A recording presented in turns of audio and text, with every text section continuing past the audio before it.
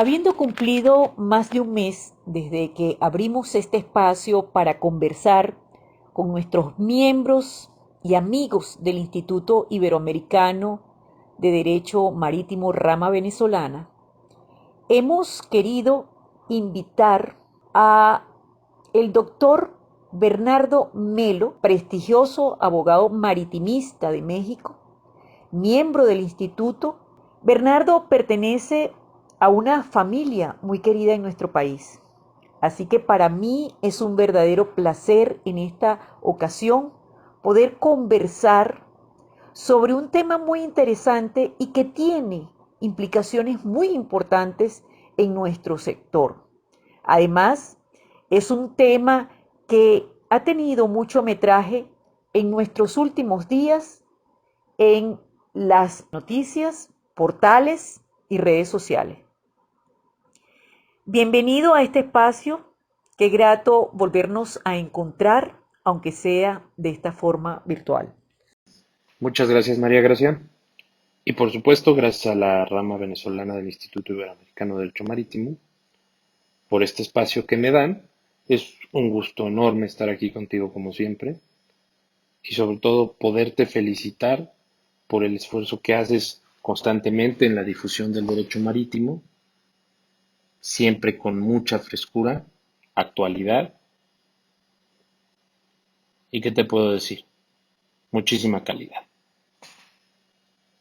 Gracias, Bernardo, por tus palabras y por ese cariño tan fraterno. Efectivamente, hoy vamos a conversar sobre un tema muy interesante y que tiene unas implicaciones negativas en nuestro sector. Me refiero al tráfico de estupefacientes y sustancias psicotrópicas en buque.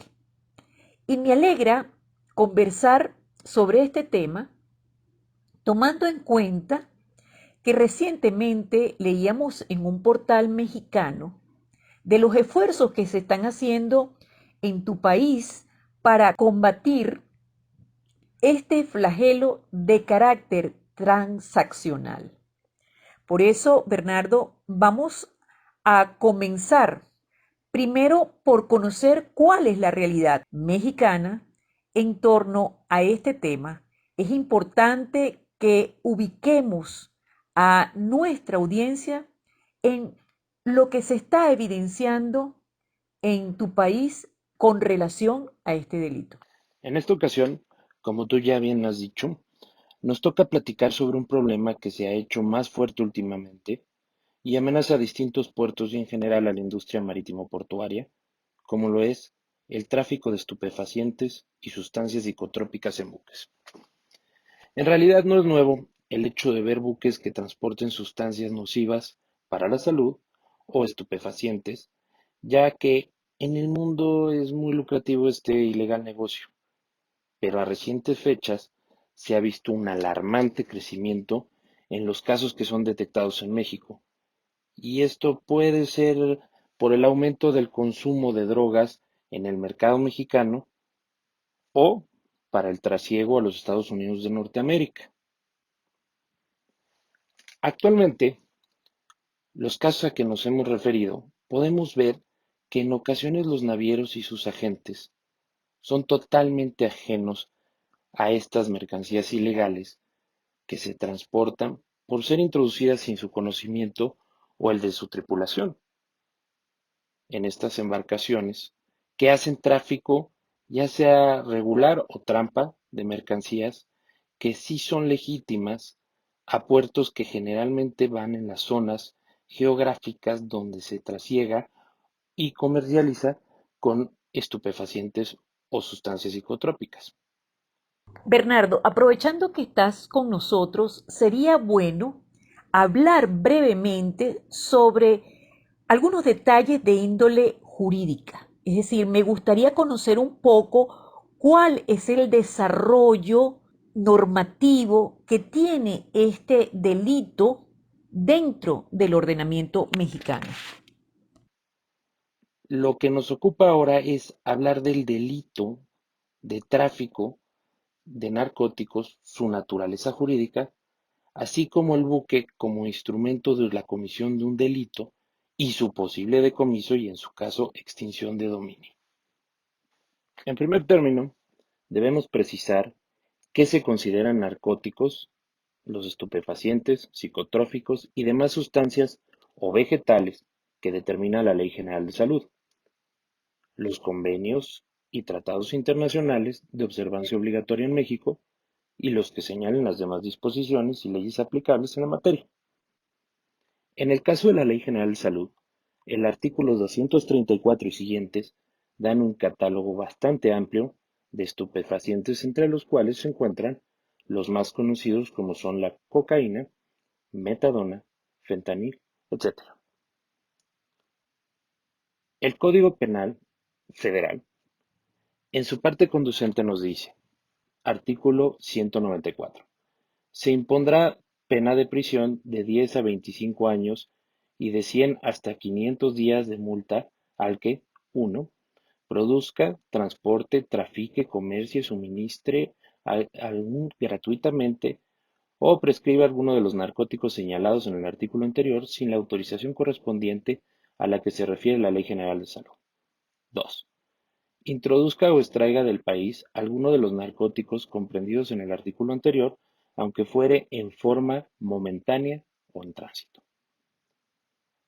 Si la introducción o extracción a que se refiere esta fracción no llegare a consumarse, pero los actos realizados se desprenda claramente que esa era la finalidad del agente, la pena aplicable será hasta 2/3 de la prevista en el presente artículo. Podemos encontrar en el texto de la ley el transporte, como lo cual entendemos el llevar de un lado a otro la sustancia prohibida por la ley. Así pues, será sujeto activo el que transporte, o sea, el naviero y su tripulación. En la fracción 2, antes mencionada, encontramos la conducta típica en su hipótesis de introducción o extracción del país de alguna de las sustancias prohibidas, el cual debemos de diferenciar con el que se encuentra en el Código Fiscal de la Federación del delito de contrabando de mercancías, ya que los bienes jurídicamente tutelados son distintos. En el que nos ocupa es la salud pública y en el Código Fiscal de la Federación el patrimonio del Estado. Ahora bien, la tentativa doctrinalmente se entiende en el proceso conocido como el iter criminis, es decir, el camino del delito. Pero para que esto acontezca en la realidad es necesario que la hipótesis descrita en el tipo penal admita una fraccionabilidad de los actos. Del sucinto análisis de los tipos descritos, es evidente que algunos de ellos no admiten fragmentación en el proceso ejecutivo. Consisten más bien en un solo acto. En la descripción de las conductas que se constituyen delitos contra la salud, existen algunos delitos que son ya formales, ya de omisión simple, ya con condiciones objetivas de pluribilidad, y en todos ellos no cabe otra posibilidad que la consumación sin que puedan darse situaciones de tentativa. Por otro lado, y con respecto a la culpa, no cabe ninguna duda que en estos delitos contra la salud, y específicamente en el que nos ocupa, no cabe la culpa. Estos delitos solo pueden ser realizados con conciencia y voluntad, es decir, con representación y aceptación del resultado. Si se demuestra culpa, esto es, que el agente ha actuado sin representación del resultado o que representándolo en su mente no lo haya aceptado, no hay punibilidad y el hecho tendrá otras consecuencias jurídicas, pero en ningún caso penales. Pasemos a hablar de los elementos del tipo penal del transporte de narcóticos. Uno, tenemos los elementos objetivos. O sea, la conducta en el delito de tráfico de narcóticos se constituye a través de la introducción o extracción del país de alguno de los narcóticos comprendidos en la Ley General de Salud, en los convenios y tratados internacionales de observancia obligatoria en territorio nacional, o sea, en México, y los que señalen las disposiciones aplicables.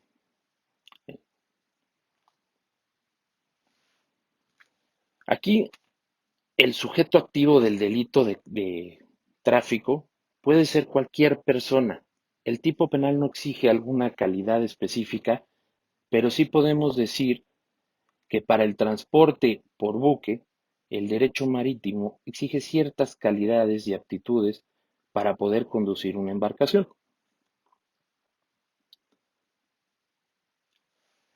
En el caso del sujeto pasivo, sería la sociedad en general.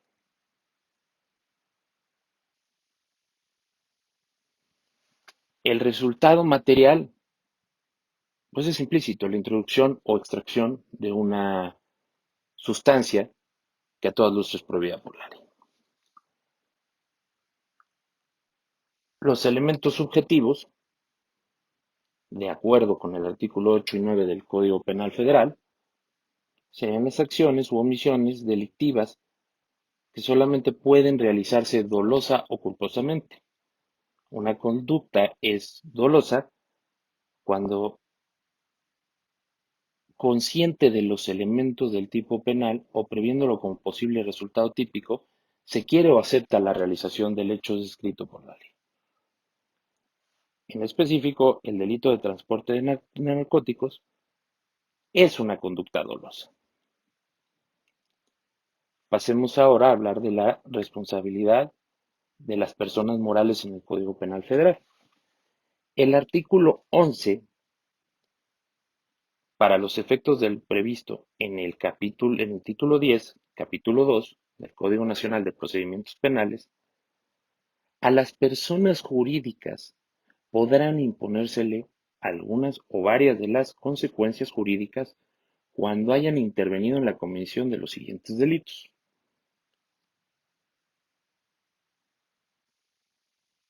A. De los previstos en el presente código, fracción 3. Contra la salud previsto en los artículos 194 y 195, párrafo primero.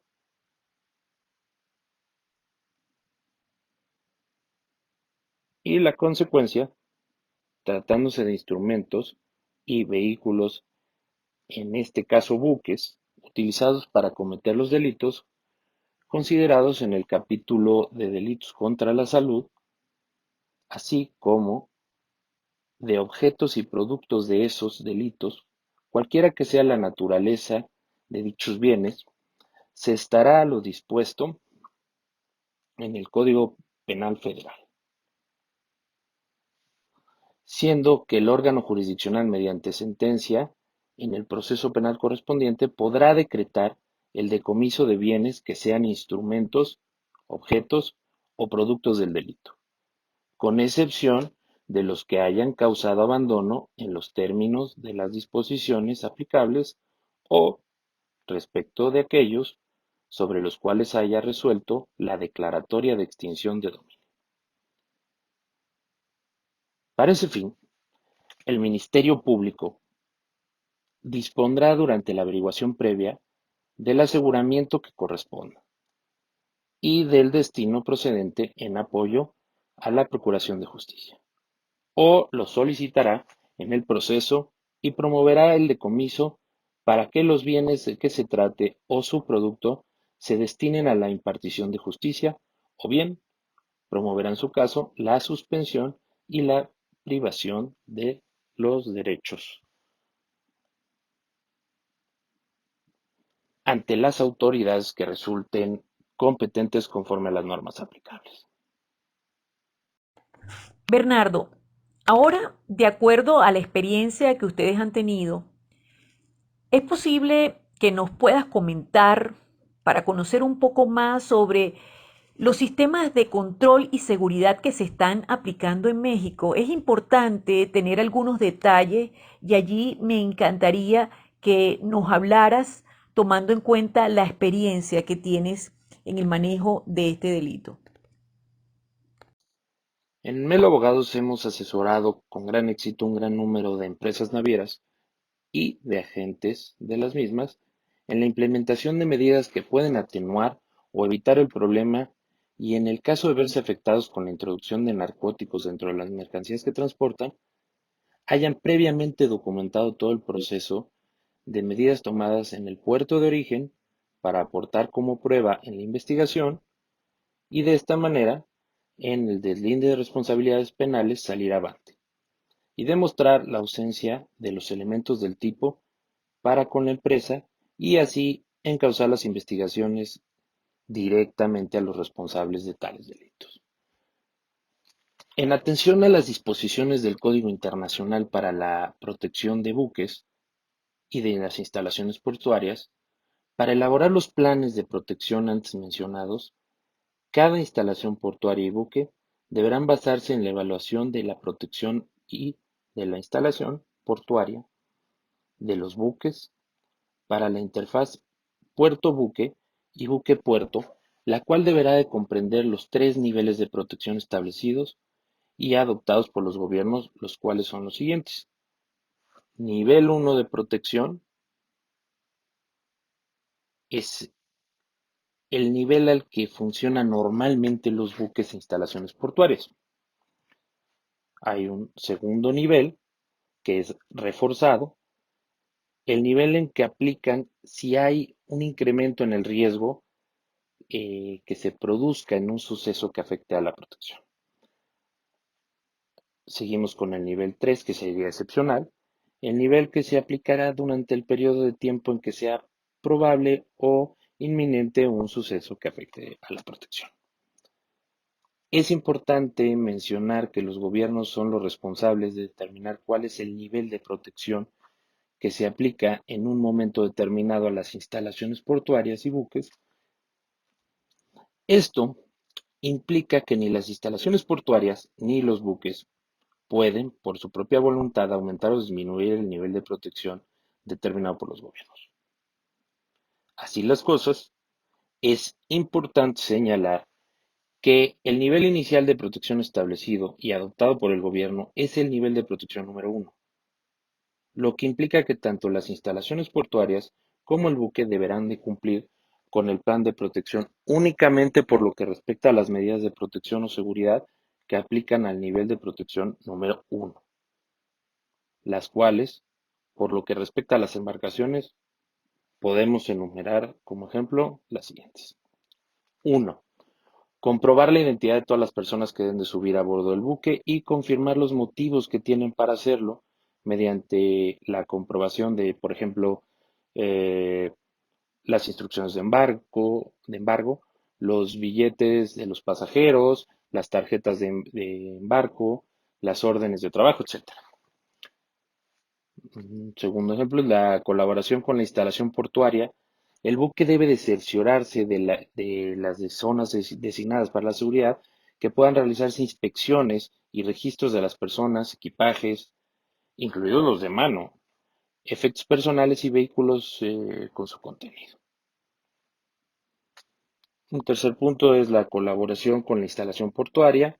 El buque debe de cerciorarse de que se registren con frecuencia con la frecuencia exigida en el plan de protección del buque, los vehículos que hayan de cargarse a buques para el transporte de automóviles, buques de transbordo, rodado y otros buques de pasaje antes del embarque. Separar las personas y efectos personales que hayan pasado los controles de protección de las personas y efectos personales que aún no lo hayan sido. Separar a los pasajeros que están embarcando de los que están desembarcando, identificar los puntos de acceso que deben estar protegidos o atendidos para evitar el acceso no autorizado, proteger mediante dispositivos de cierre o por otros medios el acceso a espacios sin dotación permanente adyacente a zonas a las que tengan acceso los pasajeros y visitantes. Informar a todo el personal del buque sobre los aspectos de protección, tales como las posibles amenazas, los procedimientos para notificar la presencia de personas u objetos sospechosos, las actividades sospechosas, en fin, todo lo relativo al plan de protección del buque o de la instalación portuaria. Bernardo, gracias por este extraordinario resumen que has expuesto en este corto tiempo. Te confieso que la materia penal ha sido siempre mi debilidad. Estoy segura que retomaremos este espacio para seguir conversando de otros temas interesantes. Un gran saludo y muchos cariños a tus padres y a tu familia. Bienvenido cuando quieras a Venezuela, esta es tu casa. Bueno, no me queda más que despedirme, no sin antes agradecerte a ti, María Gracia, y a la rama venezolana del Instituto Iberoamericano de Derecho Marítimo, y sobre todo a quienes nos escuchan, por dedicar su tiempo a este tema que creo es muy importante y espero poder continuar desarrollándolo en otros espacios, en otros foros, y así generar conciencia de lo importante que es proteger el comercio legal y detener el tráfico de sustancias prohibidas a nuestros puertos, a nuestra sociedad y de la importancia de las medidas para la prevención del mismo. Muchas gracias.